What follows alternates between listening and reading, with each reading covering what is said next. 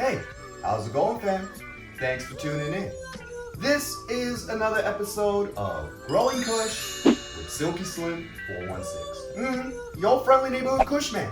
Yeah, in this week's episode of Growing Kush, I'm going to be doing a quick follow-up review with the new SF7000 from spiderfarmerled LED. Yeah, I did an unboxing earlier on in the week with this LED, and I didn't go into too much detail regarding all of the specifications or anything regarding lumens or anything like that.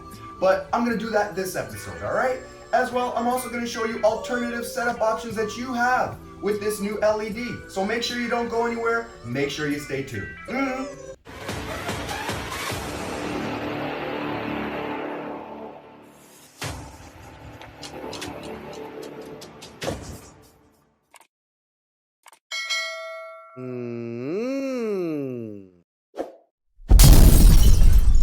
Alright, welcome back, man. So, in this episode, as I had mentioned, we are going to be talking about the new SF7000. I did do an unboxing for this light just last week on my channel. You could always go back and check it out after you finish watching this.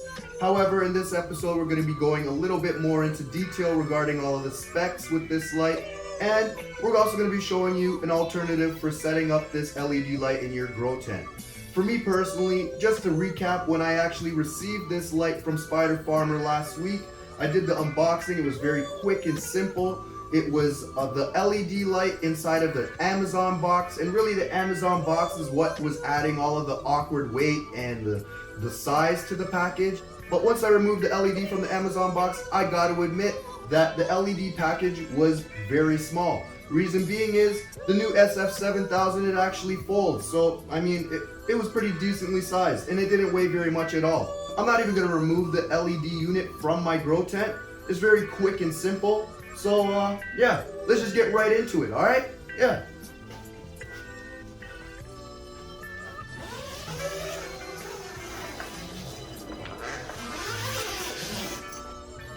So, here we are inside of my large 4x8 grow tent, and this is my new SF7000 from spiderfarmerled LED. Yeah, and when I did do my unboxing and I installed it into my grow tent, I did screw on the driver and the dimmer box on the top of the LED board, and I had a bunch of people commenting and saying, Slim, why did you do that? Isn't it able to be placed outside of the tent to reduce the amount of heat? And yeah, you're absolutely correct. So I just figured I would do it like this just so I could show how quick and easy I could install this LED inside of my grow tent by myself. I did that. So today I'm actually going to be using the 2 thumb screws which are on the top of the LED board, and I'm just going to be removing my driver and my dimmer box. Pretty quick, pretty simple. I'm not even going to have to remove the light from my grow tent. I'm just going to keep it hung up here. The only thing I'm going to do is remove the screws and unplug the light before I remove the driver and the dimmer box. Alright, so I just removed the screws. Now this is no longer attached to the top of the LED board. I'm just going to unplug it, and then I'm going to place the driver and the LED board outside of my tent. Alright.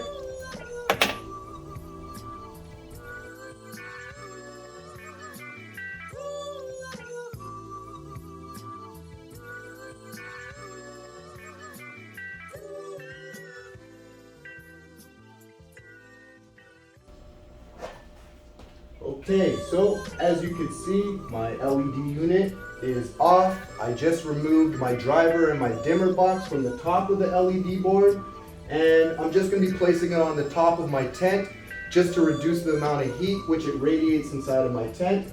And yeah, the LED light, it has an 8-foot long cable, so it really shouldn't matter what grow tent that you're using or what setup you're using. It should be long enough for you, alright?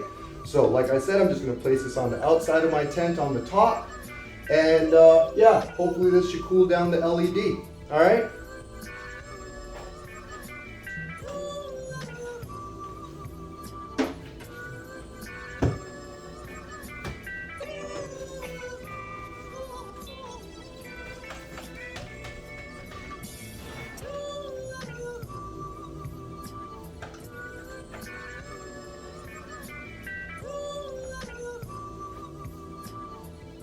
So I got my dimmer box and my driver placed on top of my grow tent. I just finished plugging it into my power bar, and I'm just going to take this extension cable from the top of the LED, and I'm just going to run it through the back and then plug it into the electrical bar. All right, pretty straightforward.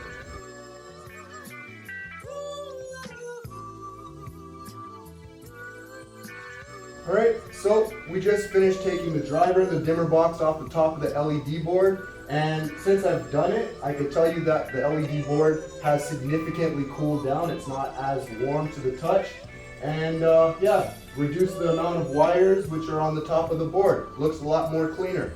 So I really don't have any complaints about this. The only thing which I need to do now is just plug it in and turn it on. Yeah.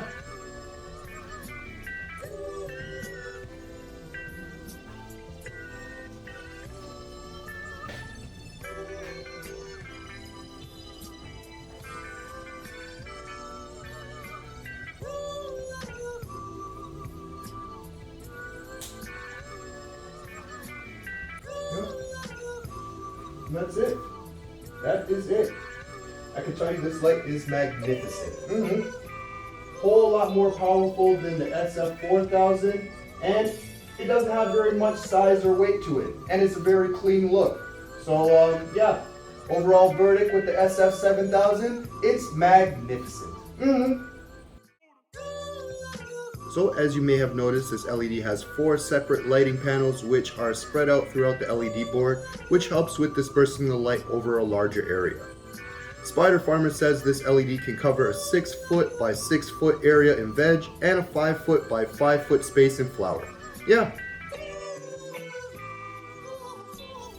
This light is incredibly solid and weighs in at about 28 pounds. Looking at this light while turned on, you can notice all the IR LEDs which they've included into this year's model. Yeah, specifically there is 21 infrared LEDs in each board.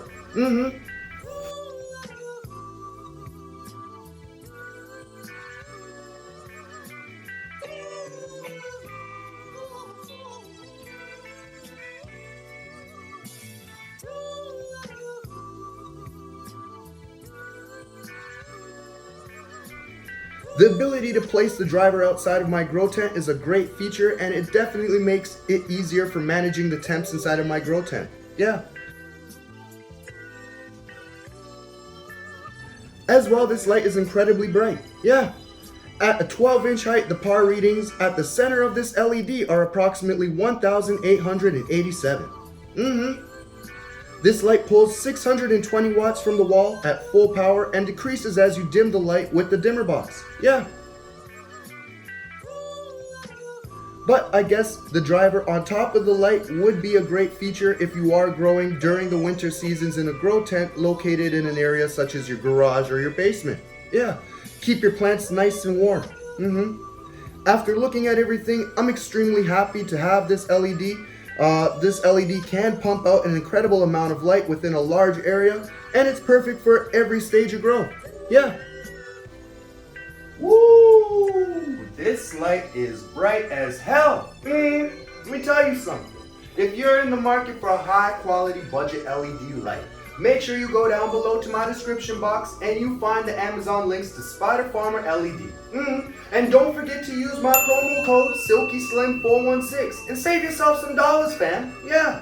With all that being said, I hope you enjoyed my follow-up review episode of the SF7000 LED light from Spider Farmer. And if you did, go down below, hit that thumbs up like button. Don't forget to hit the subscribe button if you haven't subscribed as yet. And hit that notification bell. That way you'll know when I drop the next episode.